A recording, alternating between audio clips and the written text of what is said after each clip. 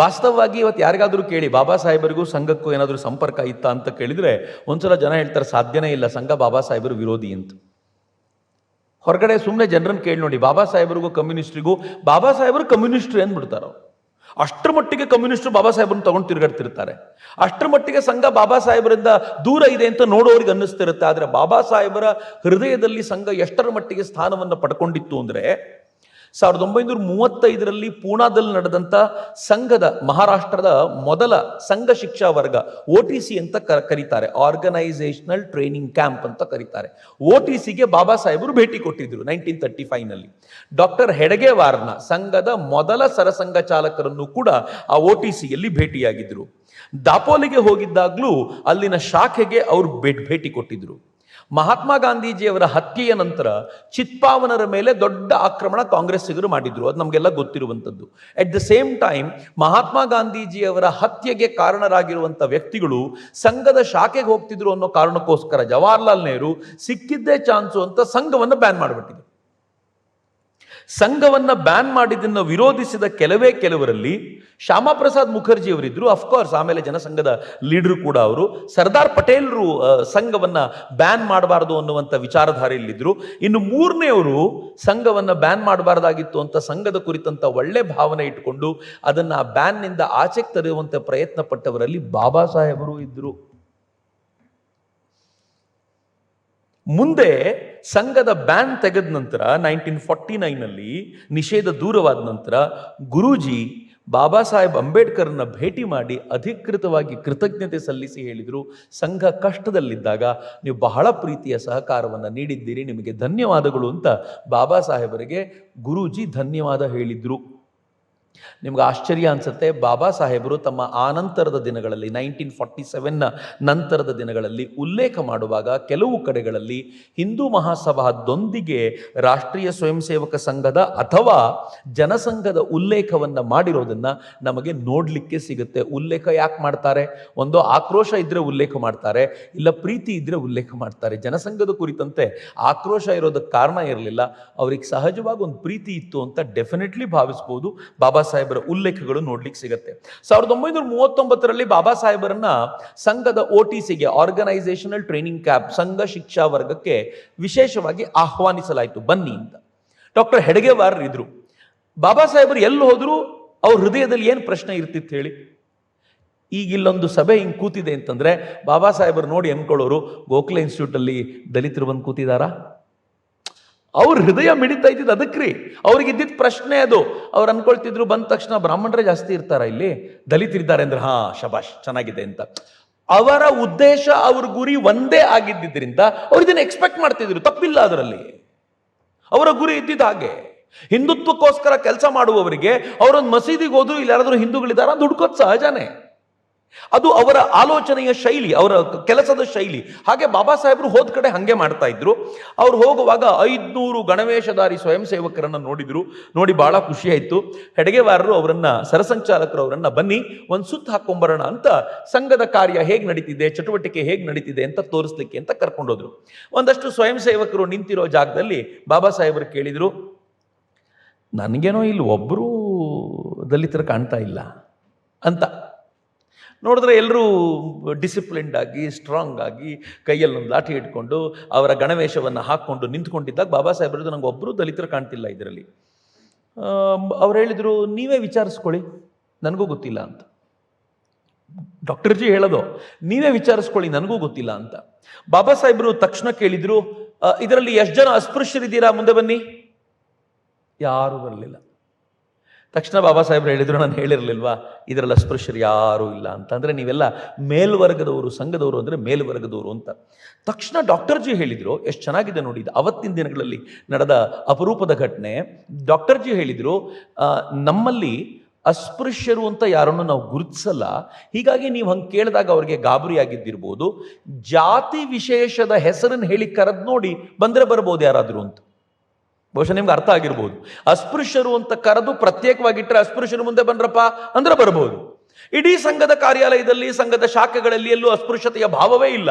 ಅಸ್ಪೃಶ್ಯರು ಯಾರು ಅಂತ ನಿಮಗೆ ಹೋದರೆ ಗೊತ್ತಾಗೋದಿಲ್ಲ, ಅಲ್ಲಿರೋರ್ಗೂ ಗೊತ್ತಿರಲ್ಲ ನಾನು ಅಸ್ಪೃಶ್ಯ ಅಂತಂದ್ರೆ. ನೀವು ಕರೆದ್ರೆ ಎಲ್ಲಿಂದ ಬರಬೇಕು? ಅವರು ಯಾರೂ ಇಲ್ಲ. ಎಲ್ಲ ಅವ್ರ ಪಾಡಿಗಿದ್ದಾರೆ. ತಕ್ಷಣ ಬಾಬಾ ಸಾಹೇಬರಿಗೆ ಅನುಮಾನ ಬಂದು ಕೇಳಿದರು, ಹರಿಜನರು ಎಷ್ಟಿದ್ದೀರಿ ಬನ್ನಿ? ಸ್ವಲ್ಪ ಜನ ಬಂದರು. ಎಷ್ಟು ಜನ ಸಮಗಾರರಿದ್ದೀರಿ ಬನ್ನಿ? ಸ್ವಲ್ಪ ಜನ ಬಂದರು. ಎಷ್ಟು ಜನ ಮಾದಿಗರಿದ್ದೀರಿ ಬನ್ನಿ? ಸ್ವಲ್ಪ ಜನ ಬಂದರು. ಅವ್ರ ಜಾತಿ ವಿಶೇಷದ ಹೆಸರನ್ನು ಹೇಳಿದಾಗಲೆಲ್ಲ ಸ್ವಲ್ಪ ಸ್ವಲ್ಪ ಸ್ವಲ್ಪ ಸ್ವಲ್ಪ ಜನ ಮುಂದೆ ಬಂದು ನಿಂತ್ಕೊಂಡಾಗ out of 500 they were more than 100. 22% ಜನ ಅದರಲ್ಲಿ ಅಸ್ಪೃಶ್ಯರೇ ಇದ್ದರು. ಬಾಬಾ ಸಾಹೇಬರು ಶಾಕ್ ಆಗಿ ಈ ಕಡೆ ತಿರುಗಿ ಬಹಳ ಖುಷಿಯಿಂದ ಅವರಿಗೆ ಸಂತೋಷ ಆಯಿತು ಅಂತ ಅವತ್ತಿನ ದಿನಗಳಲ್ಲಿ ಉಲ್ಲೇಖ ಮಾಡ್ತಾರೆ. ಇಷ್ಟು ಜನ ಏಕರಸವಾಗಿ ಸೇರಿಸೋದು ಸಾಧ್ಯವಾಗಿದೆಯಲ್ಲ ಅಂತ ಬಾಬಾ ಸಾಹೇಬರಿಗೆ ಬಹಳ ಖುಷಿಯಾಗಿತ್ತು ಸಂಘದ ಬಗ್ಗೆ ಅಂತ. ಎಷ್ಟರ ಮಟ್ಟಿಗೆ ಖುಷಿಯಾಗಿತ್ತು ಅಂತಂದರೆ, ಅವ್ರದ್ದೊಂದು ಕಾಲೇಜ್ ಇತ್ತು ಔರಂಗಾಬಾದ್ನಲ್ಲಿ, ಈಗ ಸಂಭಾಜಿನಗರ್ ಅಂತ ಕರೀತಾರೆ. ಮಿಲಿಂದ್ ಕಾಲೇಜ್ ಅಂತ ಕರೀತಾರೆ ಅದನ್ನು. ಬಾಬಾ ಸಾಹೇಬರದ್ದೇ ಇನ್ಸ್ಟಿಟ್ಯೂಷನ್ ಅದು. ಮಿಲಿಂದ್ ಕಾಲೇಜ್ಗೆ ಲೆಕ್ಚರರ್ಸ್ಗಳನ್ನು ಹೈರ್ ಮಾಡಬೇಕಾಗಿದ್ದಾಗ ಅವ್ರೇನು ಮಾಡಿದರು, ಕೇಳಿಕೊಂಡ್ರು, ಲೆಕ್ಚರರ್ಸನ್ನು ಇಂಟರ್ವ್ಯೂ ಮಾಡಿ ಒಬ್ಬರ ಸೆಲೆಕ್ಟ್ ಆಯಿತು. ಅವ್ರಿಗೆ ಭಾಳ ಇಷ್ಟ ಆಯಿತು. ಠಕಾರೆ ಅಂತ ಒಬ್ಬ ಲೆಕ್ಚರರ್. ಆಮೇಲೆ ಠಕಾರೆ ಅವ್ರನ್ನ ಕೇಳಿದರು, ಎಲ್ಲ ಮುಗಿದ ಮೇಲೆ ಮಾತಾಡ್ತಾ ಇರಬೇಕಾದ್ರೆ ಕೇಳಿದರು, ಮೊದಲು ಎಲ್ಲಿ ಕೆಲಸ ಮಾಡ್ತಿದ್ರಿ ನೀವು? ಅವರಂದರು, ಇಂಥದ್ದು ಯಾವುದೋ ಒಂದು ಇನ್ಸ್ಟಿಟ್ಯೂಷನಲ್ಲಿ ಕೆಲಸ ಮಾಡ್ತಿದ್ದೆ ಅಂತ. ಯಾಕೆ ಬಿಟ್ರಿ ಅಲ್ಲಿ? ಏನಿಲ್ಲ, ನಾನು ಸಂಘದ ಸ್ವಯಂ ಸೇವಕ, ನಾನು ಯಾವುದೋ ಒಂದು ಸಂಘದ ಸತ್ಯಾಗ್ರಹದಲ್ಲಿ ಪಾಲ್ಗೊಂಡಿದ್ದೆ ಅನ್ನೋ ಕಾರಣಕ್ಕೋಸ್ಕರ ಕಾಲೇಜಿಂದ ನನ್ನನ್ನು ಓಡಿಸಿದ್ರು ಅಂತ. ಏನು ಹೇಳಬೇಕು ಬಾಬಾ ಸಾಹೇಬರು? ಶಭಾಷ್, ನಾನು ಸರಿಯಾದ ವ್ಯಕ್ತಿಯನ್ನು ಆರಿಸಿದ್ದೆ ಅಂತ ನಂಗೆ ಗೊತ್ತಿತ್ತು, ಒಳ್ಳೆ ವ್ಯಕ್ತಿನ ಆರಿಸಿದ್ದೀನಿ ಬಿಡು ಅಂತ. ಅಂದರೆ ಸಂಘದ ಹೋರಾಟದಲ್ಲಿ ಪಾಲ್ಗೊಂಡು ಯಾರು ಕಾಲೇಜಿನಿಂದ ತೆಗೆಯಲ್ಪಟ್ಟಿದ್ದಾನೋ ಅವನು ನನ್ನ ಕಾಲೇಜಿಗೆ ಸೂಕ್ತವಾಗುವಂಥ ವ್ಯಕ್ತಿ ಅಂತಂದರೆ ಸಂಘದ ಕುರಿತಂತೆ ಬಾಬಾ ಸಾಹೇಬರ ಭಾವನೆ ಎಷ್ಟು ವಿಶಾಲವಾಗಿತ್ತು ಅಂತ. ಕೊನೆಗೆ ಸಂಘದ ಸಂಭಾಜಿನಗರದಲ್ಲಿ, ಇವತ್ತು ಸಂಭಾಜಿನಗರ ಔರಂಗಾಬಾದು, 1953ರಲ್ಲಿ ಸಂಘದ ಸ್ವಯಂ ಸೇವಕರನ್ನು ಉದ್ದೇಶಿಸಿ ಮಾತನಾಡ್ತಾ ಬಾಬಾ ಸಾಹೇಬರು ಒಂದು ಮಾತು ಹೇಳಿದ್ರಂತೆ. ಏನು ಹೇಳಿದರು ಅಂತಂದರೆ, ನಿಮ್ಮ ಪ್ರಗತಿಯ ವೇಗ ಬಹಳ ನಿಧಾನ ಅಂತಂದರೆ, ನೀವೇನಪ್ಪ ಒಂದು ಶಾಖೆಗೆ 8 ಜನ 10 ಜನ 20 ಜನ 50 ಜನ ಕರ್ಕೊಂಡು ಬರ್ಬೋದು. ಈ 50 ಜನ ಮುಂದಿನ ವರ್ಷ 55 ಆಗ್ಬೋದು, ಅದ್ರ ಮುಂದಿನ ವರ್ಷ 60 ಆಗ್ಬೋದು, 70 ಆಗ್ಬೋದು, 100 ಆಗ್ಬೋದು. ಈ ಸ್ಪೀಡಲ್ಲಿ ಹೋದರೆ ನನ್ನ ಜನಕ್ಕೆ ನ್ಯಾಯ ಬೇಗ ಸಿಗಲ್ಲ, ನನಗಿಷ್ಟು ನಿಧಾನಕ್ಕೆ ಹೋಗ್ಲಿಕ್ಕೆ ಆಗೋದಿಲ್ಲ, ನನ್ನ ಸಮುದಾಯ ಅಷ್ಟು ವರ್ಷ ಕಾಯೋದು ಸಾಧ್ಯ ಇಲ್ಲ, ನಂಗೆ ಸ್ವಲ್ಪ ಅರ್ಜೆಂಟ್ ಇದೆ ಅಂತ ಬಾಬಾ ಸಾಹೇಬರು ಹೇಳಿದ್ರಂತೆ. ಹೀಗಾಗಿ ಅವರು ಬೌದ್ಧ ಧರ್ಮವನ್ನು ಸ್ವೀಕರಿಸುವಾಗ ಸಂಘದ ಪ್ರಚಾರಕರಾಗಿರುವ ದತ್ತೋಪಂತ್ ಠೇಂಗಡಿಯವರು ಅವ್ರ ಜೊತೆ ಸಿಕ್ಕಾಪಟ್ಟೆ ಚರ್ಚೆ ಮಾಡ್ತಾರೆ. ಒಂದ್ಸಲ ಅಂತೂ ಚರ್ಚೆ ಮಾಡುವಾಗ, ಬಾಬಾ ಸಾಹೇಬ್ರ ನೀವು ಸ್ವಲ್ಪ ಅರ್ಜೆಂಟ್ ಮಾಡ್ತಿದ್ದೀರಿ, ನಾವೊಂದಷ್ಟು ತರುಣರು ಭಿನ್ನವಾಗಿರುವಂಥ ಒಂದು ಮಾರ್ಗದ ಮೂಲಕ ಸಮಾಜವನ್ನು ಬದಲಾಯಿಸ್ಲಿಕ್ಕೆ ಒಂದು ಪ್ರಯತ್ನ ಮಾಡ್ತಿದ್ದೀವಿ ಅನ್ನೋದು ನಿಮ್ಗೆ ಗೊತ್ತಿರಬೇಕಲ್ವಾ ಅಂತ ಕೇಳಿದ್ರಂತೆ. ತಕ್ಷಣ ಬಾಬಾ ಸಾಹೇಬ್ರಿಗೆ ಕೇಳಿದ್ರಂತೆ, RSS ಬಗ್ಗೆ ಹೇಳ್ತಾ ಇದೆಯಾ ನೀನು? ಹೌದು ಅಂದ್ರವರು. ಬಾಬಾ ಸಾಹೇಬರು ನಾನು ಹೇಳಿದ್ನಲ್ಲ, ತುಂಬ ಫ್ಯಾಕ್ಚುಯಲ್ ಮನುಷ್ಯ, ಅವ್ರಿಗೆ ಡಾಟಾ ಬೇಕಿತ್ತು, ಡೀಟೇಲಾಗಿ ಚರ್ಚೆ ಮಾಡೋರು. ಅವ್ರು ಬಾಬಾ ಸಾಹೇಬರು ಕೇಳ್ತಾರೆ, ನಿಮ್ಮ ಸಂಘ ಹುಟ್ಟಿ ಇವತ್ತಿಗೆ ಯಾವತ್ತು ಹುಟ್ಟಿತ್ತು, ಇವತ್ತಿಗೆ ಎಷ್ಟು ವರ್ಷ ಆಯಿತು ಹುಟ್ಟಿ? ಅವ್ರು ಹೇಳಿದ್ರು 1925ರಲ್ಲಿ. ದತ್ತೋಪಂತ್ ಠೇಂಗಡಿ ಅವರು ಹೇಳಿದ್ರು 1925ರಲ್ಲಿ ಹುಟ್ಟಿದ್ದು, ಇವತ್ತಿಗೆ ಒಂದು 27-28 ವರ್ಷ ಆಗಿರ್ಬೋದು. 27-28 ವರ್ಷ. ಅವತ್ತು ಅವ್ರು ಪ್ರಶ್ನೆ ಕೇಳಿದಾಗ 27-28 ವರ್ಷ ಆಗಿದೆ 1925ಅಲ್ಲಿ. ತಕ್ಷಣ ಇವ್ರು ಕೇಳಿದ್ರು, ಇವತ್ತು ನಿಮ್ಮ ಸಂಖ್ಯೆ ಎಷ್ಟಿದ್ದೀರಾ ನೀವು ಸಂಘದವ್ರು ಒಟ್ಟು? ಇಡೀ ದೇಶದಲ್ಲಿ ಸಂಖ್ಯೆ ಎಷ್ಟಿದೆ ಇಮ್ಯಾಜಿನ್ ಮಾಡಿ. 1952-53ರ ವೇಳೆಗೆ ಈ ಪ್ರಶ್ನೆ ಕೇಳಿದರೆ ಸಂಘದ ಸಂಖ್ಯೆ ಎಷ್ಟಿರಬಹುದು?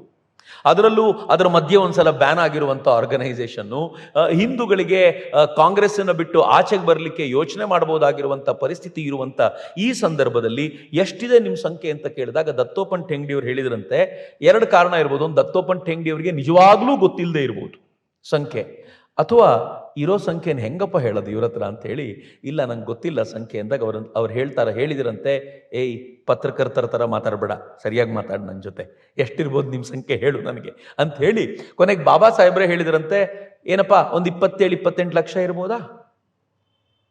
ದತ್ತೋಪಂತ್ ಠೇಂಗಡಿಯವರು, ನಿಮಗೆಲ್ಲ ಗೊತ್ತಿರುತ್ತೆ ಅಷ್ಟಿರ್ಬೋದು ನಮ್ಮದು ಅಂತ ದತ್ತೋಪಂತ್ ಠೇಂಗಡಿಯವರು ಹೇಳಿದ್ರಂತೆ. ಹೇಳಿದ ಮೇಲೆ ಅವ್ರು ಕೇಳಿದ್ರು, 27-28 ಲಕ್ಷಕ್ಕೆ ನಿಮ್ಗೆ 27-28 ವರ್ಷ ಬೇಕಾಯಿತು. ಇನ್ನು ಸವರ್ಣ ಸಮಾಜವನ್ನು, ಈ ಒಟ್ಟು ಸಮಾಜವನ್ನು ಪೂರ್ಣವಾಗಿ ಸಂಘಟಿಸಲಿಕ್ಕೆ ನಿಮ್ಗೆ ಇನ್ನೂ ಎಷ್ಟು ವರ್ಷ ಬೇಕು? ಎಷ್ಟು ಭಾರತದ ಜನಸಂಖ್ಯೆ? 35-40 ಕೋಟಿ ಆವತ್ತಿನ ದಿನಗಳಲ್ಲಿ. 27-28 ಲಕ್ಷಕ್ಕೆ 27-28 ವರ್ಷ ಆದರೆ ಇನ್ನು 30-40 ಕೋಟಿ ಸಮಾಜವನ್ನು ಸಂಘಟಿಸ್ಲಿಕ್ಕೆ ಎಷ್ಟು ವರ್ಷ ಬೇಕಾಗ್ಬೋದು ನಿಮಗೆ ಅಂತ ಹೇಳಿ ಬಾಬಾ ಸಾಹೇಬ್ರು ಹೇಳಿದ್ರಂತೆ, ಕಪ್ಪೆ ಎಷ್ಟು ದಪ್ಪ ಆದರೂ ಕೂಡ ಅದನ್ನು ಎತ್ತು ಅಂತ ಕರೆಯೋದಿಲ್ಲ, ಅದು ಕಪ್ಪೆ ಆಗೇ ಇರುತ್ತೆ. ಸಂಘಟನೆಗೆ ಅದರದೇ ಆದೊಂದು ಸ್ಪೀಡ್ ಇರುತ್ತೆ. ಅಲ್ಲಿಯವರೆಗೆ ನನ್ನ ಸಮಾಜ ಕಾಯ್ಕೊಂಡೇ ಇರಬೇಕೇನಪ್ಪ, ಅದಕ್ಕೆ ನಾನು ಕಾಯ್ಲಿಕ್ಕೆ ಸಿದ್ಧ ಇಲ್ಲ ಅಂತ ಬಾಬಾ ಸಾಹೇಬ್ರು ಹೇಳಿದ್ರಂತೆ. ಅದು ಎಷ್ಟರ ಮಟ್ಟಿಗೆ ಪ್ರಭಾವ ಇತ್ತು ಅಂತಂದರೆ, ದತ್ತೋಪಂತ್ ಠೇಂಗ್ಡಿಯವರು ಬಾಬಾ ಸಾಹೇಬ್ರ ಜೊತೆ ಸುದೀರ್ಘವಾಗಿ ಕೆಲಸ ಮಾಡಿದ್ದಾರೆ, ಅವ್ರ ಜೊತೆ ಸಿಕ್ಕಾಪಟ್ಟೆ ಚರ್ಚೆ ಮಾಡಿದ್ದಾರೆ. ಅವ್ರದ್ದೊಂದು ಪುಸ್ತಕನ ಇದೆ ದತ್ತೋಪಂತ್ ಠೇಂಗ್ಡಿಯವ್ರಿಗೂ, ಅವ್ರು ಬರೆದಿರೋದು ಕ್ರಾಂತಿ ಸೂರ್ಯ ಬಾಬಾ ಸಾಹೇಬ್ ಅಂಬೇಡ್ಕರ್ ಅಂತ. ಓದಲೇಬೇಕಾಗಿರುವಂಥ ಬಲು ಸುಂದರವಾಗಿರುವಂಥ ಕೃತಿ. ನಾನು ಹೇಳಿರುವಂಥ ಅನೇಕ ಸಂಗತಿಗಳ ಕೆಲವು ಭಾಗಗಳನ್ನು ಅವರದ್ರಲ್ಲಿ ಉಲ್ಲೇಖ ಮಾಡ್ತಾರೆ. ಮುಂದೆ ಬಾಬಾ ಸಾಹೇಬರು ಒಂದು ಚುನಾವಣೆಗೆ ನಿಲ್ಲಬೇಕು, ಪ್ರಾಬಬಲಿ ಭಂಡಾರದ ಉಪಚುನಾವಣೆಗೆ ನಿಲ್ಲಬೇಕು. ಚುನಾವಣೆಗೆ ನಿಲ್ಲುವಾಗ ಅವತ್ತಿನ ದಿನಗಳಲ್ಲಿ ಮೊದಲ ಪ್ರಾಶಸ್ತ್ಯದ ಮತ, ಎರಡನೇ ಪ್ರಾಶಸ್ತ್ಯದ ಮತ ಅಂತ ಎರಡು ವೋಟ್ ಹಾಕಬೇಕು. ಒಂದು ಮೇಲ್ವರ್ಗದವರು ಅಥವಾ ಅಸ್ಪೃಶ್ಯರನ್ನ, ದಲಿತರನ್ನ ಬಿಟ್ಟು ಬೇರೆಯವರು ಇರ್ತಾರೆ, ಇನ್ನೊಂದು ಅಸ್ಪೃಶ್ಯ ವರ್ಗದವರು ಇರ್ತಾರೆ. ಇಬ್ಬರಿಗೂ ವೋಟ್ ಹಾಕಬೇಕು. ಮೊದಲನೇ ಪ್ರಾಶಸ್ತ್ಯದ ಓಟು ಹಾಕಬೇಕು, ಎರಡನೇದು ಹಾಕಬೇಕು. ಹೀಗಾಗಿ ಬಾಬಾ ಸಾಹೇಬ್ರು ಹೇಳ್ತಾರೆ, ನಾವು ಯಾರ್ಯಾರನ್ನೋ ನಂಬಿ ಅವರೆಲ್ಲರೂ ಕೈ ಕೊಟ್ಬಿಟ್ರೆ ನನಗೆ, ನೀನೇ ಯಾಕೆ ನಿಂತು ಬಿಡಬಾರ್ದು ಈ ಸಲ ನನ್ನ ಜೊತೆಗೆ ಅಂದರು ದತ್ತೋಪಂತ್ ಠೇಂಗ್ಡಿ ಅವ್ರಿಗೆ. ದತ್ತೋಪಂತ್ ಠೇಂಗ್ಡಿಯವರು ಸಂಘದ ಪ್ರಚಾರಕರು ಹಂಗೆಲ್ಲ ಎಲೆಕ್ಷನ್ ನಿಂತ್ಕೊಳ್ಳುವಂತಿಲ್ಲ ಅಂತ ಬಾಬಾ ಸಾಹೇಬರಿಗೆ ಗೊತ್ತಿತ್ತೋ ಇಲ್ವೋ ಗೊತ್ತಿಲ್ಲ, ಅದನ್ನು ದತ್ತೋಪಂತ್ ಠೇಂಗ್ಡಿಯವರೇ ಹೇಳ್ತಾರೆ. ಅವರು ತಕ್ಷಣ ಹೇಳಿದ್ರಂತೆ, ಬಾಬಾ ಸಾಹೇಬ್ರೆ ನಮ್ಮ ಹತ್ರ ದುಡ್ಡು ಎಲ್ಲಿರುತ್ತೆ, ಎಲೆಕ್ಷನ್ಗೆ ಎಷ್ಟೊಂದು ದುಡ್ಡು ಬೇಕು. ತಕ್ಷಣ ಬಾಬಾ ಸಾಹೇಬ್ರು ಹೇಳಿದ್ರಂತ, ಅದನ್ನು ನನ್ನ ಪಾರ್ಟಿ ನೋಡ್ಕೊಳ್ಳುತ್ತೆ, ನೀನೇನು ತಲೆ ಕೆಡಿಸ್ಕೋಬೇಡ, ನೀನು ಸುಮ್ಮನೆ ಎಲೆಕ್ಷನ್ ನಿಂತ್ಕೋ, ಉಳಿದಿದ್ದೆಲ್ಲ ನಾನು ನೋಡ್ಕೋತೀನಿ ಅಂತ. ದತ್ತೋಪಂತ್ ಠೇಂಗ್ಡಿಯವರು ನನಗೆ ನಿರ್ಣಯ ತೆಗೆದುಕೊಳ್ಳಿಕ್ಕೆ ಆಗಲಿಲ್ಲ, ಹಿರಿಯರನ್ನು ಕೇಳಬೇಕು ಅಂತ ನೇರವಾಗಿ ಬಂದು ಗುರೂಜಿಯವರನ್ನು ಕೇಳ್ತಾರೆ. ಗೋಳ್ವಲ್ಕರ್ರ ವ್ಯಕ್ತಿತ್ವ ಎಷ್ಟು ದೊಡ್ಡದ್ದು ನೋಡಿ, ನನಗಿದನ್ನು ಓದಿದಾಗ ನಂಗೆ ಭಾಳ ಆಶ್ಚರ್ಯ ಅನ್ನಿಸ್ತು. ಗೋಳ್ವಲ್ಕರ್ ಏನು ಮಾಡಿದ್ರಂತೆ, ಇವ್ರು ಬಂದು ಕೇಳಿದ್ರಂತೆ, ಈ ಥರ ಬಾಬಾ ಸಾಹೇಬ್ರು ಹೇಳ್ತಿದ್ದಾರೆ ನನಗೆ ಚುನಾವಣೆಗೆ ಅವ್ರ ಜೊತೆ ನಿಂತ್ಕೋ ಅಂತ, ಏನು ಮಾಡಲಿ? ಗುರೂಜಿ ಏನು ಹೇಳಿದ್ರಂತೆ ಗೊತ್ತಾ? ಗುರೂಜಿ ಹೇಳಿದ್ರಂತೆ, ನೋಡು ನೀನು ಚುನಾವಣೆಗೆ ನಿಲ್ಲಿ ಬಿಡಲಿ, ನಾವಂತೂ ಬಾಬಾ ಸಾಹೇಬ್ರಿಗೆ ಕೆಲಸ ಮಾಡಬೇಕು ಅಂತ ನಿಶ್ಚಯ ಮಾಡಿದ್ದೀವಿ, ಬಾಬಾ ಸಾಹೇಬ್ರಿಗೆ ವೋಟ್ ಹಾಕಿಸ್ಬೇಕು ಅಂತ ನಿಶ್ಚಯ ಮಾಡಿದ್ದೀವಿ. ಈಗ ನೀನು ಚುನಾವಣೆಗೆ ನಿಂತರೆ ಬಾಬಾ ಸಾಹೇಬರು ಏನು ಅಂದ್ಕೊಳ್ತಾರೆ ಹೇಳು? ಇವರ ಕಡೆಯವರು ಚುನಾವಣೆಗೆ ನಿಂತಿರೋದ್ರಿಂದ ಸ್ವಯಂ ಸೇವಕರೆಲ್ಲ ಓಡಾಟ ಮಾಡಿದ್ದಾರೆ, ಕೆಲಸ ಮಾಡಿದ್ದಾರೆ, ಇಲ್ಲ ಅಂದರೆ ಮಾಡ್ತಿರ್ಲಿಲ್ಲ ಅನ್ಕೋತಾರೆ. ಹೀಗಾಗಿ ನಮ್ಮ ಉದ್ದೇಶ ಪೂರ್ತಿ ಹಾಳಾಗುತ್ತೆ. ಅದ್ರ ಬದಲು ನೀನು ನಿಲ್ಲದೆ ಅವ್ರು ಯಾರನ್ನು ಬೇಕಿದ್ರು ನಿಲ್ಲಿಸ್ಲಿ, ನಾವು ಯಾರಿಗಾದರೂ ಕೆಲಸ ಮಾಡೋಣ ಬಾಬಾ ಸಾಹೇಬರಿಗೋಸ್ಕರ ಅಂತ ಯಾವಾಗ ಹೇಳಿದ್ರೋ, ದತ್ತೋಪಂತ್ ಠೇಂಗ್ಡಿಯವರು ಈ ವಿಚಾರವನ್ನು ಹೇಳಿ ಮತ್ತೊಬ್ಬರನ್ನು ನಿಲ್ಲಿಸಿ, ಇಡೀ ಸಂಘದ ಸ್ವಯಂ ಸೇವಕರು ಬಾಬಾ ಸಾಹೇಬರ ಚುನಾವಣೆಗೆ ಎಷ್ಟು ಕೆಲಸ ಮಾಡಿದ್ರು ಅಂತಂದ್ರೆ, ಈ ಹಿಂದೆ ಎಲ್ಲ ಬಾಬಾ ಸಾಹೇಬರಿಗೆ ಚುನಾವಣೆಯಲ್ಲಿ ವೋಟ್ ಬೀಳ್ತಾ ಇದ್ದಿದ್ದು ಶೆಡ್ಯೂಲ್ಡ್ ಕಾಸ್ಟ್ನವ್ರದ್ದು ಮಾತ್ರ. ಮೇಲ್ವರ್ಗದವರು ಮೊದಲನೇ ಪ್ರಾಶಸ್ತ್ಯದ ಮತವನ್ನ ಮೇಲ್ವರ್ಗದವರಿಗೆ ಹಾಕಿ ಎರಡನೇ ಪ್ರಾಶಸ್ತ್ಯದ ಮತವನ್ನ ಚಲಾಯಿಸ್ತಾನೆ ಇರಲಿಲ್ಲ. ಬಾಬಾ ಸಾಹೇಬರಿಗೆ ಹಾಕ್ಬೇಕಾಗತ್ತೆ ಅಂತ ಆಪೋಸಿಟ್ ಕ್ಯಾಂಡಿಡೇಟ್ಗಂತೂ ಹಾಕ್ಲಿಕ್ಕಾಗಲ್ಲ, ಇದೊಂದು ಗ್ರೂಪು. ಆದರೆ ಎರಡನೇ ಪ್ರಾಶಸ್ತ್ಯದ ಮತವನ್ನು ಹಾಕ್ತಾನೆ ಇರಲಿಲ್ಲ. ಆದರೆ ಇವ್ರ ಜೊತೆ ಇದ್ದಂತ ಅಸ್ಪೃಶ್ಯರು ಅಥವಾ ದಲಿತರು ಏನ್ ಮಾಡ್ತಿದ್ರು, ಬಾಬಾ ಸಾಹೇಬರಿಗೆ ಮತ ಹಾಕಿ ಎರಡನೇ ಪ್ರಾಶಸ್ತ್ಯದ ಮತವನ್ನು ಅವ್ರಿಗೆ ಹಾಕ್ತಿದ್ರು. ಇವರ ಮತ ಅವ್ರಿಗೆ ಹೋಗ್ತಿತ್ತು, ಅವರ ಮತ ಇವ್ರಿಗೆ ಟ್ರಾನ್ಸ್ಫರ್ ಆಗ್ತಿರ್ಲಿಲ್ಲ. ಯಾವಾಗ ಸಂಘದ ಸ್ವಯಂ ಸೇವಕರು ಕೆಲಸ ಮಾಡಿ ಮೇಲ್ವರ್ಗದವ್ರ ನಡುವೆ ಕೆಲಸ ಮಾಡಿದ್ರು, ಬಾಬಾ ಸಾಹೇಬರು ಸೋತರು. ಬಾಬಾ ಸಾಹೇಬರು ಗೆಲ್ಲಿಲ್ಲ ಆ ಚುನಾವಣೆ. ಮುಂದಿಟ್ಕೊಂಡು ಓಟನ್ನು ನೋಡುವಾಗ ಬಾಬಾ ಸಾಹೇಬ್ರಿಗೆ ಸಮಾಧಾನ ಆಯ್ತಂತೆ, ಅಬ್ಬಾ ಮೇಲ್ವರ್ಗದವರ ಓಟು ಬಂದಿದೆ ಈ ಸಲ ಅಂತ. ಅಂದರೆ ಸಂಘ ಬಾಬಾ ಸಾಹೇಬರಿಗೋಸ್ಕರ ಈ ಪರಿಯ ಕೆಲಸ ಮಾಡಿತ್ತು. ಬಾಬಾ ಸಾಹೇಬರಿಗೆ ಈ ಕುರಿತಂಥ ಗ್ರ್ಯಾಟಿಟ್ಯೂಡ್ ಯಾವಾಗಲೂ ಇತ್ತು ಅನ್ನೋದು ಸಂಘದ ಇತಿಹಾಸವನ್ನು ನೋಡಿದರೆ, ಸಂಘದ ಕುರಿತಂಥ ವಿಚಾರಗಳನ್ನು ಓದಿದಾಗ ನಮಗೆ ಸಾಕಷ್ಟು ಸಂಗತಿ ಅರ್ಥವಾಗುತ್ತೆ. ಬಾಬಾ ಸಾಹೇಬರು ಒಂದು ಕಡೆ ಹೇಳ್ತಾರೆ, ಈ ಚುನಾವಣೆಯಲ್ಲಿ ಸಂಘದ ಸ್ವಯಂ ಸೇವಕರು 40 ಜನ ಜೀವಕ್ಕೆ ಜೀವ ಕೊಟ್ಟು ಪ್ರಚಾರ ಮಾಡಿದರು. ಒಂದು ಏರಿಯಾದ ಬಗ್ಗೆ ಮಾತನಾಡ್ತಾರೆ ಅವರು. ಜೀವಕ್ಕೆ ಜೀವ ಕೊಟ್ಟು ಪ್ರಚಾರ ಮಾಡಿದರು. ಹೇಗೆ ಪ್ರಚಾರ ಮಾಡಿದರು ಅಂತಂದರೆ, ಅವ್ರು ಯಾವುದಕ್ಕೆ ಬೇಕಿದ್ರೂ ಸಿದ್ಧ ಅನ್ನೋ ಥರ ಪ್ರಚಾರ ಮಾಡಿದರು. ಆದರೆ ಎಲೆಕ್ಷನ್ ರಿಸಲ್ಟ್ ಬಂದಾಗ ಆ ಏರಿಯಾದಲ್ಲಿ 18 ಓಟ್ ಮಾತ್ರ ನಮ್ಗೆ ಬಂದಿತ್ತು, ಉಳಿದಿದ್ದು ನಮ್ಗೆ ಬರಲಿಲ್ಲ. ಏನಾಯಿತು ಆ ಓಟುಗಳು ಅಂದರೆ, ಆ ಓಟುಗಳಲ್ಲಿ ಮೋಸ ನಡೆದಿದೆ ಅಂತ ಬಾಬಾ ಸಾಹೇಬ್ರು ಹೇಳ್ತಾರೆ. ಬಾಬಾ ಸಾಹೇಬ್ರು ಹೇಳ್ತಾರೆ, ಇವತ್ತು ರಾಹುಲ್ ಗಾಂಧಿ ವೋಟ್ ಚೋರಿ ಅಂತಾನಲ್ಲ, ಬಾಬಾ ಸಾಹೇಬರು ವೋಟ್ ಚೋರಿ ಮಾಡಿದ ನೀವು ಅಂತ ಮೊದಲನೇ ಆರೋಪ ಮಾಡಿ ಅದ್ರ ಮೇಲೆ ಕಂಪ್ಲೇಂಟ್ ಕೊಟ್ಟು, ಇಲ್ಲಿ ವೋಟ್ ಚೋರಿ ಮಾಡೋದು ಹೇಗೆ ಅಂತಂದರೆ ಬ್ಯಾಲೆಟ್ ಪೇಪರ್ಗಳನ್ನು ತೆಗೆದು ಪಕ್ಕಕ್ಕೆ ಎಸ್ಬಿಡೋರಂತ. ಬಾಬಾ ಸಾಹೇಬರಿಗೆ ಓಟ್ ಬಂದಿದೆ ಅಂದರೆ ಲೆಕ್ಕವೇ ಇಲ್ಲ, ಅದನ್ನು ಲೆಕ್ಕಕ್ಕೆ ತಗೊಳ್ತಿರ್ಲಿಲ್ಲ. ಹಿಂಗೆ ಮಾಡಿ ಸೋಲಿಸಿರುವ ಸಾಧ್ಯತೆಗಳಿವೆ ಅಂತ ಬಾಬಾ ಸಾಹೇಬರು ಕಂಪ್ಲೇಂಟ್ ಕೊಟ್ಟಿದ್ರು. ಈ ಕಂಪ್ಲೇಂಟಿನ ಮೇಲೆ ವಿಚಾರ ನಡೆದಿತ್ತು. ಕಮ್ಯುನಿಸ್ಟ್ ಲೀಡರ್ ಡಾಂಗೆ ಬಾಬಾ ಸಾಹೇಬರ ವಿರುದ್ಧಕ್ಕೆ, ಅವ್ರ ಪಿಟಿಷನ್ನ ವಿರುದ್ಧಕ್ಕೆ ತನ್ನ ಪಿಟಿಷನ್ ಹಾಕಿದ್ದ ಅನ್ನೋದು ಕೂಡ ಸವಿತಾ ಅಂಬೇಡ್ಕರ್ ತಮ್ಮ ಕೃತಿಯಲ್ಲಿ ಉಲ್ಲೇಖ ಮಾಡ್ತಾರೆ. ಇದು ಕಮ್ಯುನಿಸ್ಟು ಬಾಬಾ ಸಾಹೇಬರಿಗೆ ಮಾಡಿದ ದ್ರೋಹ ಮತ್ತು ರಾಷ್ಟ್ರೀಯ ಸ್ವಯಂ ಸೇವಕ ಸಂಘ ಬಾಬಾ ಸಾಹೇಬರೊಂದಿಗೆ ಇದ್ದ ರೀತಿ ಅನ್ನೋದು ನಾವೆಲ್ಲರೂ ತಿಳ್ಕೊಳ್ಬೇಕಾಗಿರುವಂಥ ಸಂಗತಿ. ಮೇನ್ ಸ್ಟ್ರೀಮ್ನಲ್ಲಿ ಚರ್ಚೆಗೆ ಬರದೇ ಇರುವಂಥ ಸಂಗತಿ ಅಂತ.